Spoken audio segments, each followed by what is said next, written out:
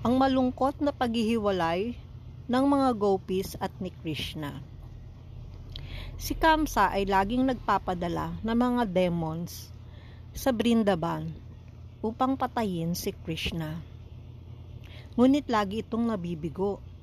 Napapatay kasi ni Krishna ang mga demons na pinapadala niya. Kaya ang ginawa niya, nag-isip siya ng paraan at naisip niya na imbitahan si Krishna mula sa Brindaban patungo sa Mathura at doon ay magkakaroon ng wrestling match at sigurado na mapapatay na si Krishna.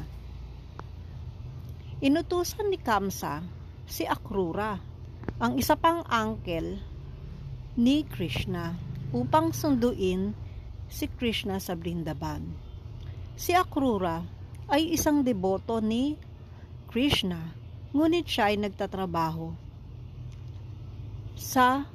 kay Kamsa. Tuwan-tuwa siya na tinanggap ang trabahong iyon upang sunduin si Krishna at Balaram sa Brindaban at dalhin sa Mathura.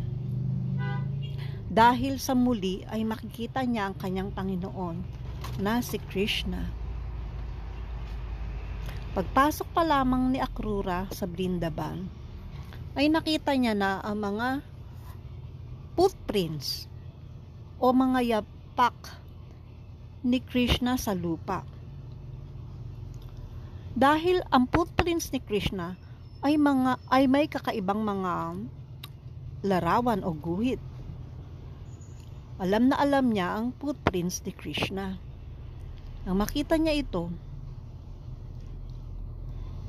ay dumapa siya dito at nagpagulong-gulong upang ang mga buhangin ay madikit sa kanyang katawan. Ganon niya pinakasasamba si Krishna.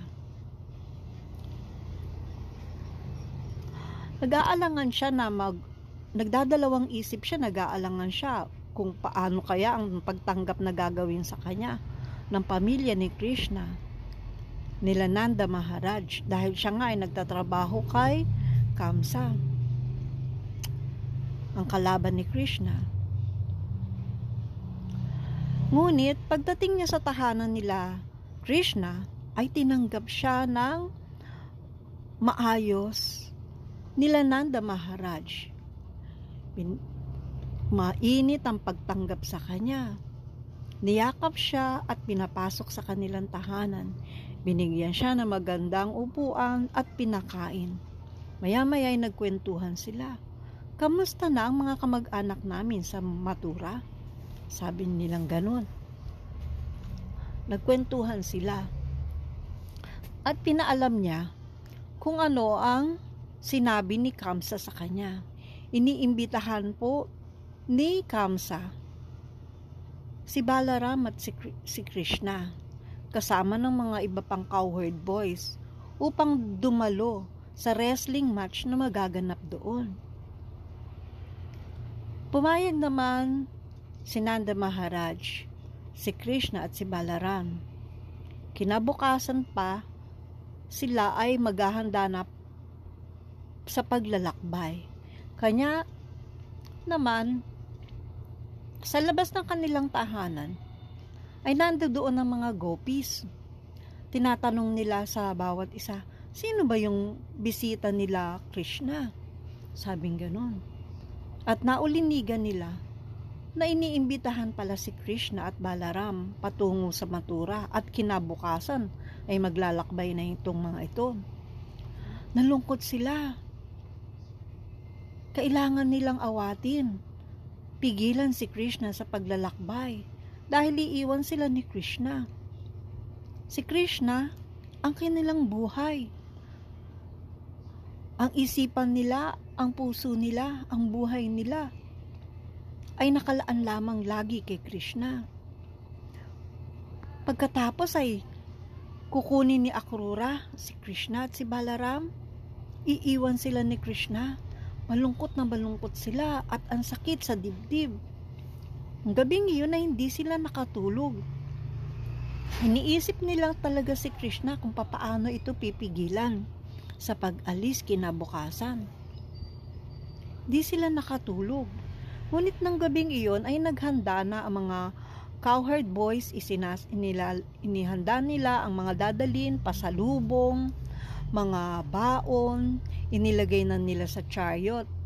Upang madaling araw pa lang ay makakabiyahe na sila, makakapaglakbay na sila patungo sa Mathura.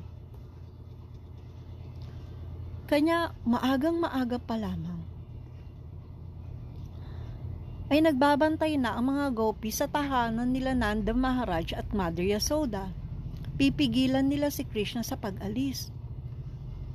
Hindi na sila nahihiya. Talagang kailangan lamang nilang pigilan si Krishna dahil ito ang kanilang buhay. Nandoon din si Radharani. Umiiyak na si Radharani.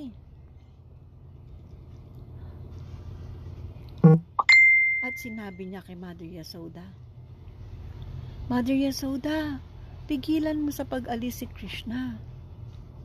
Sabi niya ganun. Baka kung mapaano lamang si Krishna sa Mathura. Ngunit, nakatingin lamang sa kanya si Mother Yasoda. Dahil pati si Mother Yasoda ay nalulungkot din. Pati na si Nanda Maharaj. Dahil iiwan din sila ni Krishna. Ang mga gopis ay nagtinginan.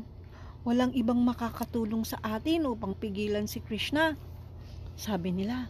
Kaya ang ginawa nila ay pinigil nila ang karwahe ni Krishna. Pinigilan nila ang mga kabayo. Ang gulong nito, Krishna, Krishna, maawa ka. Huwag kang umalis. Huwag mo kaming iwan. At pati sa daraanan ng kabayo, ng karwahe, ay nagsipaghiyaan sila upang hindi doon makadaan ang karwahe ni Krishna. Huwag mo kaming iwan, sabing ganon nila. Umiiyak sila. Nagmamakaawa kay Krishna. Ngunit, takiusap si Krishna sa kanila. Padaanin nyo kami. Meron lamang akong mahalagang gampanin sa Mathura. At babalik din ako dito sa Vrindavan. Babalikan ko kayo. Yun ang sabi ni Krishna sa kanila. Pati si Krishna ay hindi umayon sa kagustuhan ng mga gopis.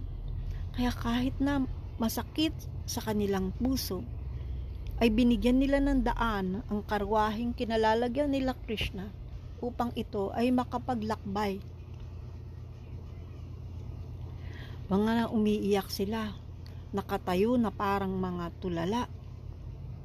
Tinitignan na lamang nila ang paglayo ng karwahe ni Krishna. Hindi sila makaalis sa kanilang kinatatayuan na parang nawalan sila ng buhay.